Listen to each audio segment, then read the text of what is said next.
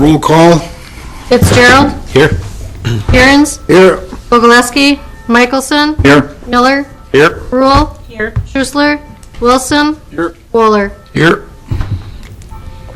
Okay, approval of the October 13th minutes. We gotta give Tricia a round of applause for sitting through 2.5 hours of tape to take them out. We should bronze them or maybe gold, I don't know, but are there any additions or corrections? Motion to accept the minutes? Here. Second. All in favor, say aye. Aye. Opposed? Okay, we don't have any citizens. Ray, we'll start with the approval of Menominee Park Zoo Master Plan. Yep, we have Greg Baum from FEH is here again this evening to go over any questions or comments that the board might have. You should have received in your packet the final draft document at this point. As the board knows, this is a conceptual plan, it's a master plan, so I don't want to get too bogged down in the details of anything.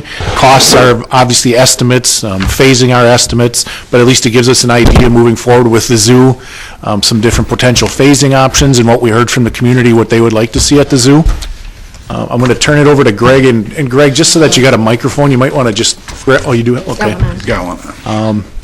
No, Greg can see if there's any questions or comments, and we'll go through if there's anything the board wants to discuss. But what we'll be looking for, just like any of our other master plans, is a recommendation to the Common Council to approve the master plan, which then gives us kind of a roadmap moving forward. So.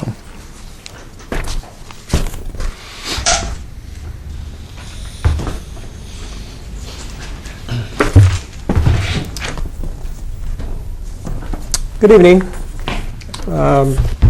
This is the same concept that was presented 2 months ago in October. And what we've done since then is we've updated it per some of the comments that were made at that meeting. One specifically in relating to the phasing and the scope of how this would be phased. And also I have some answers to some questions for you on the aquarium that was being presented as part of the Welcome Center. So those were the 2 items that I know that were asked for, and we also added the parking that was across the street. So those are 3 things that I recall from that last meeting. Has everybody had a chance to get at least peruse through the draft of the master plan a little bit? Everything that I have here in front of me, there's boards and props, is what's in the master plan booklet. So everything I'm showing you here also is in your booklets. Essentially, just to refresh everyone's memory, this is the Education Welcome Center building in the current location where the toilets and the entrance to the zoo is. There's an events plaza, what we call the Horicon Marsh, the North Highlands Forest and the Glacial Plains components of this master plan. So everything is still flowing around the pond as it always has. What we've done is we've added some narrative in the master plan booklet, kind of giving everybody an idea of what a stroll through the new zoo would be like. So there's a very nicely written narrative in there describing the types of activities that would occur at each one of these locations, the types of interactive opportunities there are for animals, the types of opportunities there are for interactives, and also how staff would be able to facilitate people on guided tours and unguided through the spaces. So there really is a very nice write-up that kind of gives everybody a sense of what this can be. But it really starts with what happens at the Welcome Center building. That's kind of our touchdown space. That's where everything begins, and that's where everything ends for everybody's trips into the zoo. This also is the location where the aquarium would be located. And the question that came up last time was, I tried to describe what the aquarium feature would be like. So I brought along a few pictures for you. These weren't in your books, but it kind of gives you an idea. You can pass these around. But this is what a 20,000-gallon aquarium tank looks like. One is salt water, one is fresh water. But it kind of gives you an idea when you see a person in the picture, how big is the viewing window, how big are the fish that are inside of the tank. So these are on the large side of what's possible. And then there's also one here that I brought from the Mississippi River Museum down in Dubuque, Iowa, which is the Backwater Marsh exhibit, which is a shallower exhibit where people can walk up and see the turtles and the things in there, but it's not full immersion of an 8-foot-high piece of glass where the fish are swimming above you and below you and eye level with you. So those are kind of two very different approaches to what the aquarium could be. What we have shown in the plan and what fits into the footprint of this building is something in the neighborhood of in between both of these that I've shown you. It's not as big as a 20,000 and it's not as small as the 4,000 Backwater Marsh. It's about a 6,000 to 8,000 gallon tank. So you can visualize about half the size of the largest one. What we're proposing is something full height. We think something that has the drama of being very tall in that space, where you can see the fish above you, eye level with you, and down at children's height is probably going to be the most dynamic thing that we could do, given the footprint of what we have available to us. So height is our ally in this case, because we have much more vertical space than we have horizontal space to spread out. So that's kind of what we had proposed when we came up with the idea for the aquarium here. In the cost estimates in the book, you're going to see that we kept both cost estimates in there. So I guess I'd like direction from this group as to, do you agree or disagree that we should do with something that's in the 6,000 to 8,000 gallon range versus doing something that's much larger or something that's much smaller. We kept all of the numbers in our cost estimate, so I can go through that with you to share with you what that is. It's in the Phase 1 cost estimate. So if you go to section 1.7, under Phase 1, go there with you. Have a couple of line items there, which... Numbers on. So if you're in under the building and exhibit construction cost section, if you go down to line 6 and line 7, line 6 is the large 20,000 gallon aquarium. That's a $650,000 item. And then there's the Marsh and Aquarium, which is a 4,000 gallon, which is $350,000. What we're proposing is something in between that. So it's going to be 6,000 to 8,000 gallons instead of 4,000 gallons. And keep in mind what this is it's not just the tank that the fish go in, it's all of the life support equipment that goes behind it, which is just as large as what you see out on exhibit. There's just as much space behind the scenes for all of the filtering and for all of the equipment that's necessary to support the fish in the tank. So that's kind of item number 1 that I had on my list. Well, I think this is conceptual, leave them both, and if we find a donor, right? I was going to say, or leave the big one in there, because I think, yeah, a donor would want to see this kind of information if that would be an amenity that would appeal to that individual. I don't like the Marsh. We got plenty of that around here to see. Yeah, it isn't really anything to look at. I mean, the DNR's got that portable tank that we use for the kids' fishery, and that, I don't know what that is. That's got to be 4,000, 5,000, something. That's a nice one. The kids like to look at it, but they're looking right at the whole thing with all the fish in there. So I would say 6,000 to 8,000 would be a good size. Okay. So we'll take out the Backwater Marsh one, and we'll just keep the large one? That's what I'm saying. That's just my opinion. Again, it's conceptual. Yeah. So until we start pounding nails, I think we can. Right. Okay. Nice job. Okay. Second comment that was requested was to show the parking. So we have the 30 parking spaces here, an additional 30 future parking spaces there. So it's a total of 60 parking spaces that we're showing in addition to the accessible spaces, which there's 5 or 6 located right alongside the building. So we did make that change as well. We also have noted on here now the opportunity for relocating the monument that Ray was talking about. We're really, as part of our concept now, we've done a little more detailed development of understanding what's going in this building, and that land area would be very valuable for the operation of the zoo. If that opportunity with the museum does occur, that certainly would make a lot of sense from the zoo's perspective to think about that for a long-term investment for them. And as far as phasing goes, I'll go through that in a moment, but let's just back up for a second. We did do some testing of the spaces that are in the major constructed buildings, if you will. So we took a look at the education center, the domestic animal barn, and the service building. So I'll go through that very quickly with you as well. This is the footprint, and again, these are in your booklet, but this is the footprint. The orientation is, here is Pratt Trail right here. Here's the corner. This is the entrance to the building. So inside the building, this is where the aquarium feature is, right front and center, right through the front door. This then takes you right around the aquarium, right out into the plaza space. The gift shop and ticketing operation is right here by the door. And this is the kitchen and food service operation right outside from the plaza. This is kind of a large circulation space right in front of the two classrooms. And those classrooms then go out onto the boardwalk that's located into the pond. So this is then kind of a clockwise orientation, and as people would come back to leave the zoo, they'd come in this door, go through the gift shop, and exit out that doorway. So it's kind of a very simple, very singular flow. These are support spaces. This is for outdoor support space for the outdoor plaza space, and this are mechanical spaces and life support spaces for the aquarium, as well as restrooms for the visitors when they come to the zoo. So that's kind of the education and aquarium building. Second building. I have a question. Yes. Would the main building, the visitor building, would that be built on like pylons or something, or how? Because it's going to be water. We're assuming that there would certainly be pylons where it's over the pond. Right. Okay. I think a good.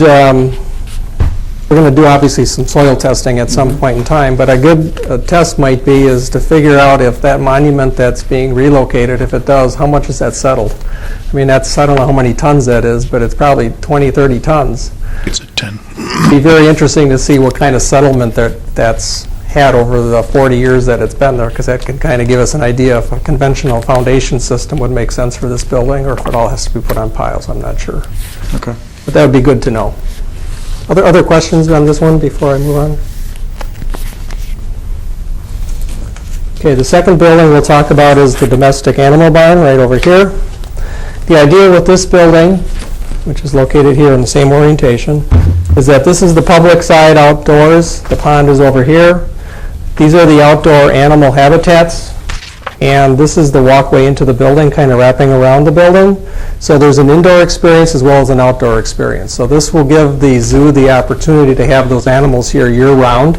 They're going to have places in the back of the house of the building for taking care of their food, their manure coming out. There will be staff space, keeper space in here for supplies, and then there's indoor pens for those animals as well as the outdoor, and there's a door that allows them to go inside and outside. So this will give the zoo the opportunity to have the domestic animals be a year-round activity, and they won't have to be leased animals.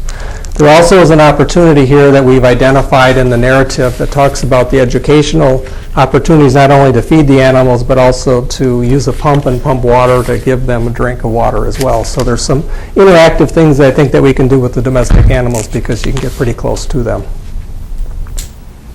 So that's the domestic animal barn. Any questions on that one? Okay, third building is the service building. This building is more than just a service building. Right now, that's the building right here that exists. But it also is the service yard, which happens directly behind the building to the north. And we're adding this wing onto the building that you see here. And the idea is that that building is really going to house a lot of very small animals in it that really wouldn't be put on display outside.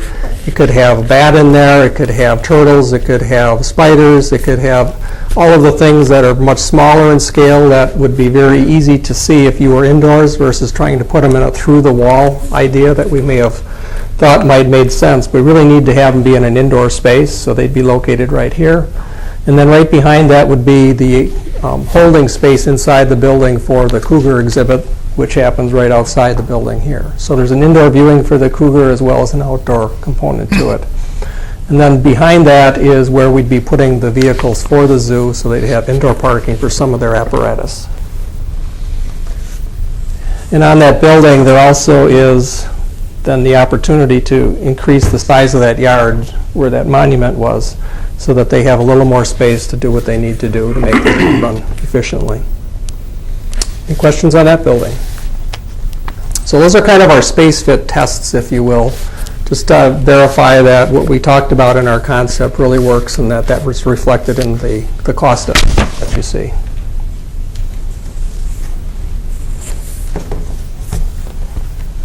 So the next item, phasing.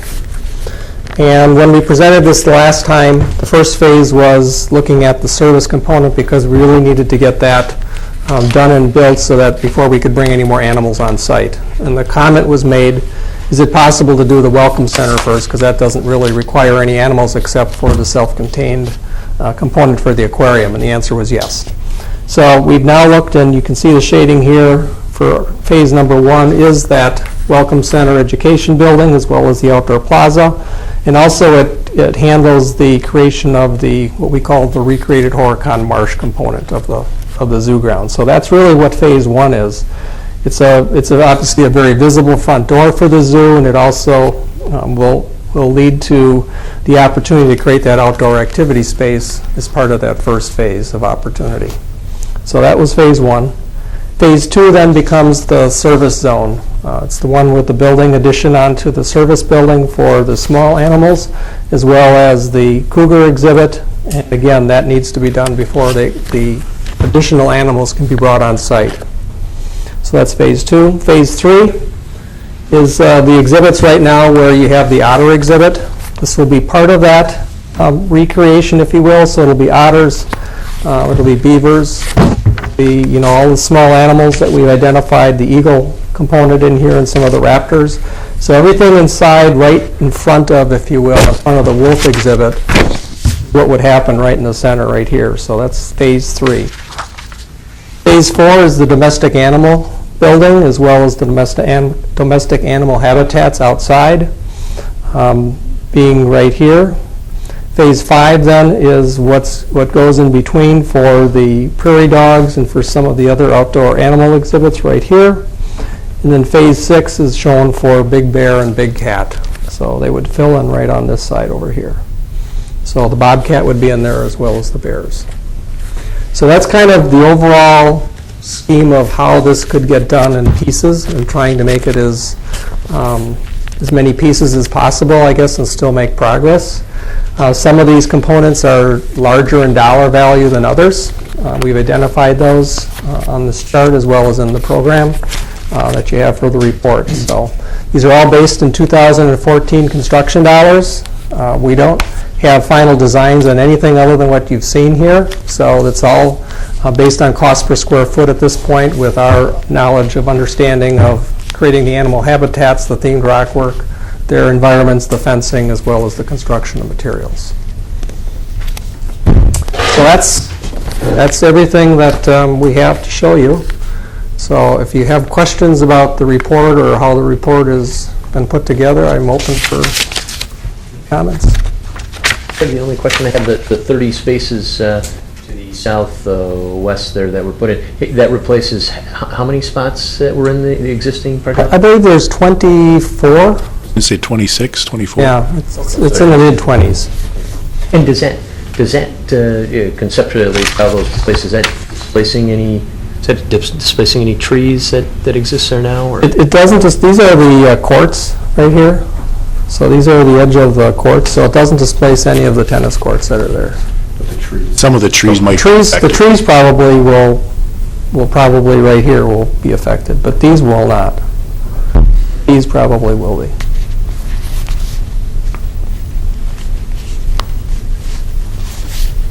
Yes. I have a question. This is more for Ray, kind of.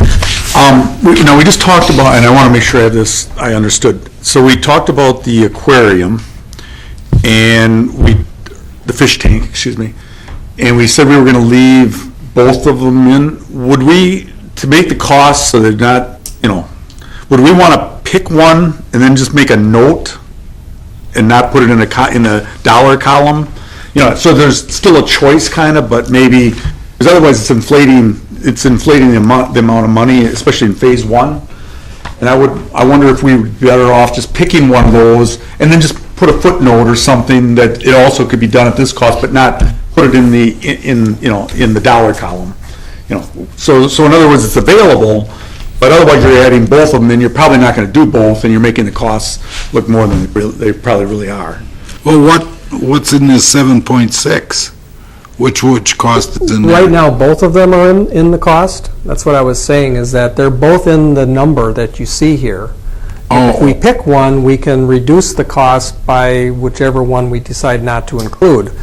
Now, we could take Jim's comment and put a cost in for one, and it could say Lake Aquarium or Marsh Aquarium, and let the donor pick the one that they That's what would I'm- like, but put one line item of cost in there, knowing that you're covered. That makes sense. You could do that. That way it's more realistic what it would be, and then if somebody wants to choose another one, fine, so be it, I mean, it's going to be $350,000 off of that number, plus Right. the factors for inflation and contingencies, so it'll probably be closer to $400,000. Because we're, probably not gonna wanna do both, right? From I what don't think we have what I'm hearing from. Right. I don't think the footprint allows it. Right. but- Right. So, yeah. Okay, we can do that. Is that acceptable? He's going to take I out think the when we're Marsh talking this amount of We'll take the dollars, Marsh Aquarium Doesn't cost make a out lot of the of budget, difference. but we'll leave the verbiage You're of Lake talking- Aquarium or Marsh Aquarium in as the opportunity. over $7 million, right, and $7.5 million, that, I know. that cost there doesn't really, I mean, if you look at the whole project, I know.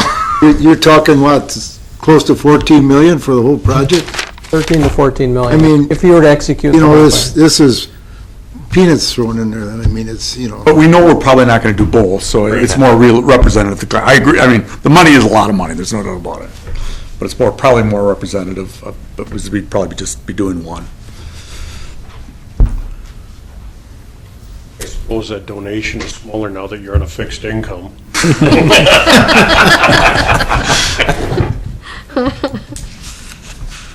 big in your wallet a little bit.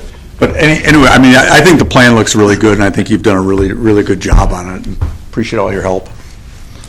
Okay. Other questions? I don't think so. I don't have any. Are you looking for approval on this tonight? Yeah, a recommendation for the common council for approval. Is this where you got it? I mean, is this where you and staff are, Yep. Okay. Yeah, we've given our input. Jenny and Chad have all reviewed the document. Yeah, we're comfortable. I think, obviously, that it won't take much to make that modification Right. in the verbiage, but I'd certainly propose a motion then to approve the plan as presented here. Motion made, seconded by, roll call. Fitzgerald, Aye. Aaron's, Aye. Michelson, Aye. Miller, Aye. Rule, Wilson, Aye. Wooler. Aye. Thank you. Thank you, Greg. Greg, I'll be in touch as far as the next step goes and what we'll need as far as the final document then. Okay.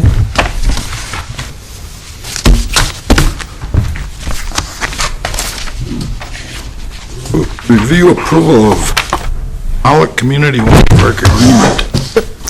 The rec department. For board members that have been on here for a while, this is a repeat agenda item for every 3 years so far since Pollock Pool or Pollock Water Park has been open.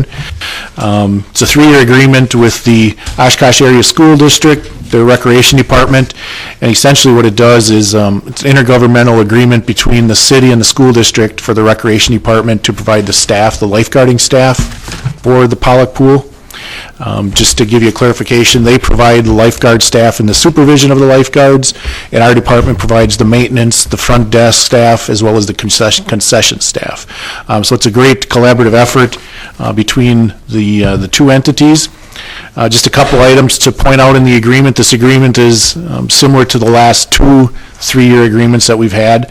This would be another 3 years, so it would be the 2015, 16, and 17 season. It not only provides for lifeguard services through the Recreation Department, but it allows the use of the Oshkosh West High School parking lot for the Pollock Community Pool. At the end of the season, our department receives an invoice from the school district with all 100% of the cost of the providing the lifeguard services. We pay that cost. Depending on the season and how many days they're staffed and how many days they go home early, that's been averaging anywhere from about $115,000 to $120,000. And what the school district does, because it's a community a collaborative effort, is the school district provides $40,000 to the pool fund to help offset the annual operation of the community water park.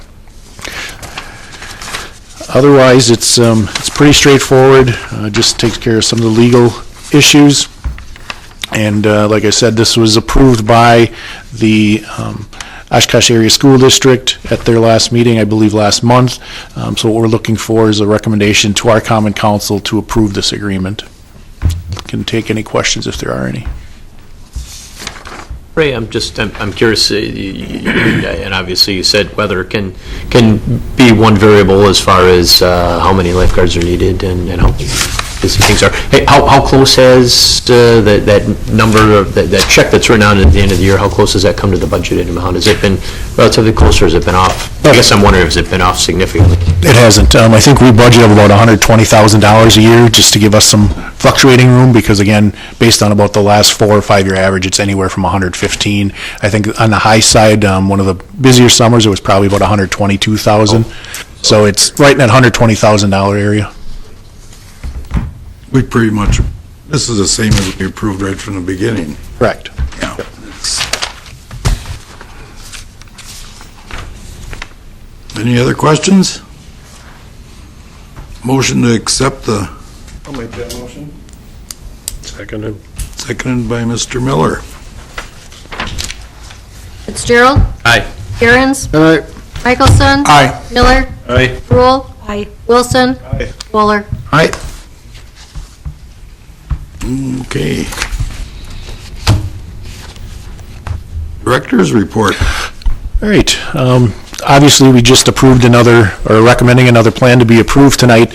And as you recall, over the last 4 to 5 years, we've approved a number of plans from South Park to Rainbow Park, Menominee Park, our comprehensive plan. And a lot of that information is what the council and this board obviously look to when we put together our capital budget.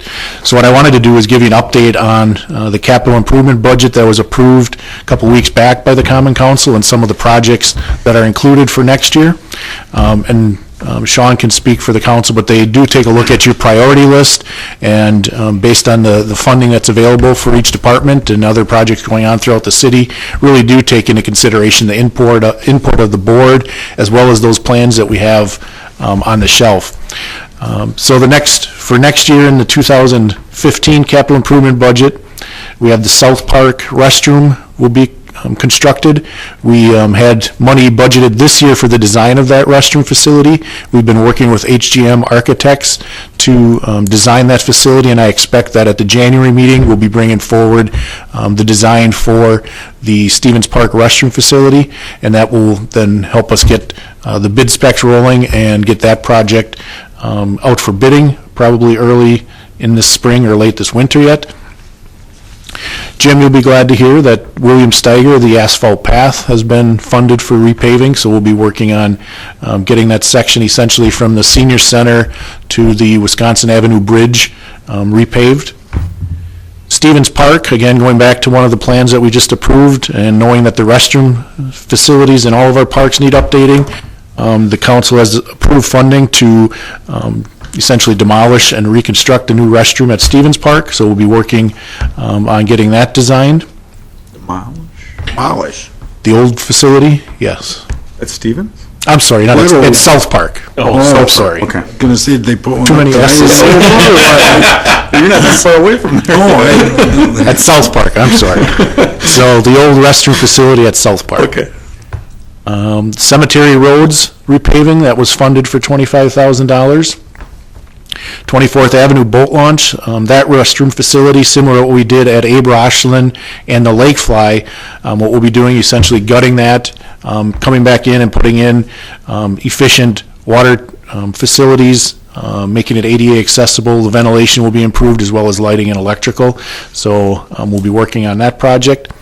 The Taking Root project was also funded again for the 6th year. A couple other projects that we either are working on or expect to continue working on. At Tech Miller Park, we do have some funding remaining to do some path work over there. So coming in from, I think it's Sheridan Street on the west side into the park towards the restroom, and then throughout the facility, we'll be working on getting that design and hopefully bid out this year as well.